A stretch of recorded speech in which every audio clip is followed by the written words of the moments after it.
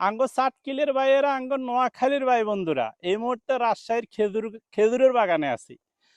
দেখুন, আমরা কিন্তু বরাবরই বলে থাকি যে স্পেশাল এবং খাঁটি জিনিস নিয়ে আমরা কাজ করব। আমাদের অর্গানিক ফুডের শোরুমে আমরা একেবারে ন্যাচারাল জিনিস রাখবো। দেখুন, আমরা খেজুরের গুড় নিয়ে কাজ শুরু করছি। আপনারা আমাদের কাছে একবারে প্যাকেজ পেয়ে যাচ্ছেন।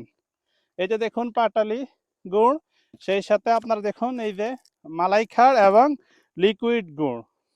আবারও বলি, বাজারে যে গুড়গুলি বিক্রি হয় চিনি এবং কেমিক্যাল দিয়ে তৈরি হয়।